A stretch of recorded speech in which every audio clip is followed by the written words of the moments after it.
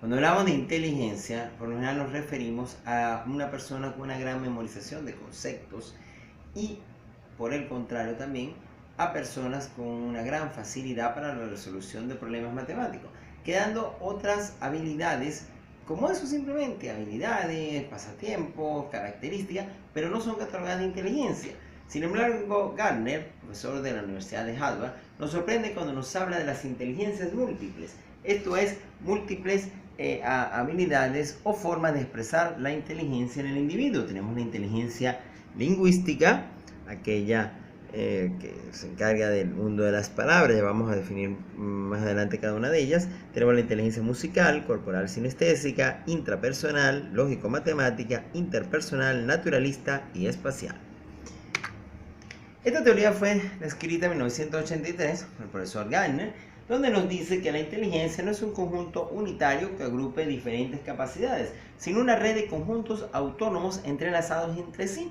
Desde las personas somos capaces de desarrollar o tenemos algo de estas 7 inteligencias múltiples, más sin embargo, evidentemente, de acuerdo a nuestra personalidad, características, intereses y la vocación que puede ser tratada desde temprana edad, cada uno va relacionando y demostrando unas más que otras.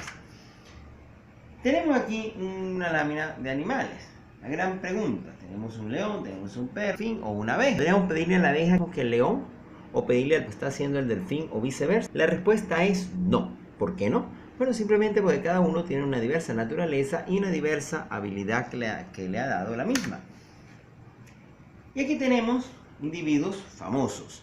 Si en un grupo de asistencia preguntáramos a cuál consideramos el más inteligente de esta lámina, sin duda alguna que la estadística iría a favor de Albert Einstein, genio por excelencia, el gran físico cuántico. Pero la gran pregunta, ¿el resto? Creo que el segundo lugar lo ocuparía en inteligencia, en dicha estadística, el Papa Juan Pablo II, evidentemente por sus dotes carismáticos, su gran intelectualidad en la en la filosofía política y habilidad de idiomas, considerando a los demás simplemente como talentosos.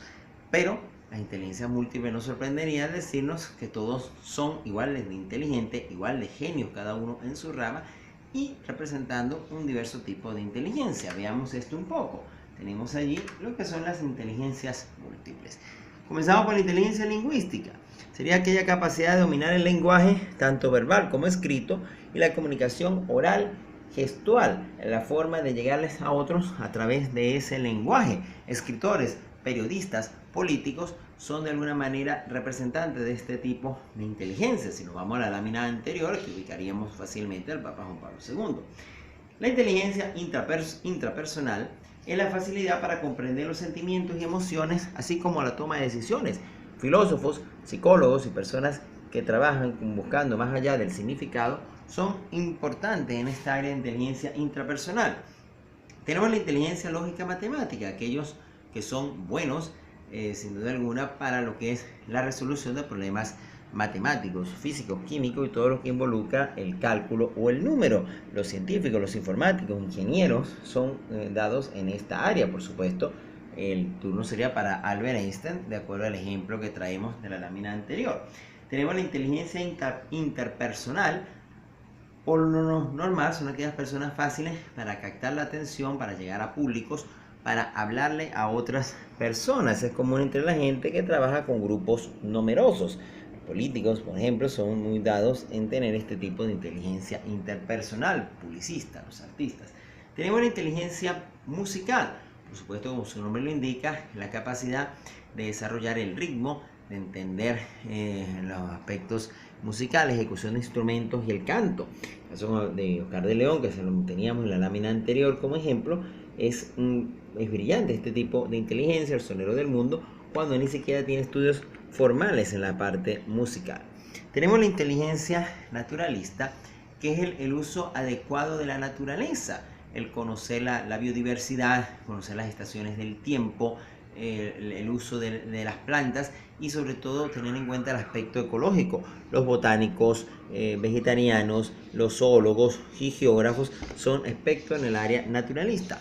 Tenemos la inteligencia corporal sinestésica, que, como su nombre lo indica, es el uso del cuerpo, es el uso de la motricidad para habilidades extraordinarias, como es el caso de la danza, como es el caso de los actores de teatro, deportistas, equilibristas, entre otros. Si nos vamos a la lámina anterior, Lionel Messi, un gran futbolista destacado, o los Valentinos como artistas de circo, serían impresionantes en esta habilidad corporal sinestésica. Y por último, el aspecto espacial, que permite observar el entorno, interpretarlo, así como generar imágenes que no existen. Los arquitectos, los decoradores, serían representantes de este tipo de habilidad: imaginar un espacio aún antes que éste exista, decorarlo, hacer uso del espacio y del ambiente. Por lo tanto, un docente hacer la preparación de una clase tendría que tener en cuenta este tipo de habilidades y puede desarrollarse con cualquier tema. Pongamos un ejemplo: estoy dando una clase de historia y voy a hablar de la separación de la Gran Colombia en 1830. Puedo planificar mi clase teniendo en cuenta las inteligencias múltiples. Por ejemplo, en el aspecto lingüístico, puedo poner al estudiante a contar historias, a narrar de forma práctica, oral o escrita, lo que allí sucedió en forma sintetizada. En el aspecto lógico-matemático, podemos contar historias que lleven números, o simplemente contabilizar el tiempo. Cuánto hay de la batalla de Boyacá, por ejemplo, a la separación de la Gran Colombia. En la parte corporal sinestésica podemos hacer simulaciones teatrales. En la parte visual o espacial podemos dibujar mapas, explicar lo que es la geografía que desenvuelve este aspecto. La parte musical, representar representaciones musicales, cantos de coro, efectos de sonido. La parte interpersonal, podemos hacer reuniones, debates, foros de discusión.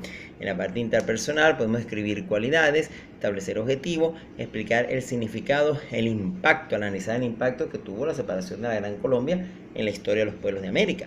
Y en el aspecto naturalista podemos, por ejemplo, explicar el impacto de los seres humanos, el aspecto ecológico, la geografía de aquel entonces, y que involucraba los aspectos de batalla y todo lo demás en lo que fue tanto la conformación como después de disolución de la Gran Colombia. Y teniendo esos aspectos, estamos abarcando desde una área temática, desde una materia aparentemente inconexa con las demás, podíamos tomar en cuenta y establecer todas las inteligencias. Lo mismo podemos hablar del caso del deporte.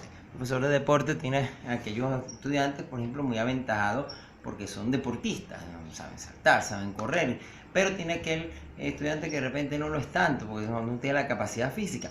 Pero puede trabajar el deporte en las diversas áreas, porque uno puede ser bueno para explicar las reglas, por ejemplo, el de la inteligencia lingüística. El deportista, obviamente, corporal sinestésico hará lo suyo, pero el lógico matemático vería el uso de la matemática en el deporte, cómo contabilizar el tiempo, los récords, todos esos aspectos, el uso adecuado del espacio para la realización del deporte, y así con cada uno estaría trabajando las inteligencias en pro del deporte y trabajando de una vez una integralidad y una transversalidad en cualquier aspecto del aprendizaje, tomando en cuenta las individualidades de la inteligencia e intereses del estudiante.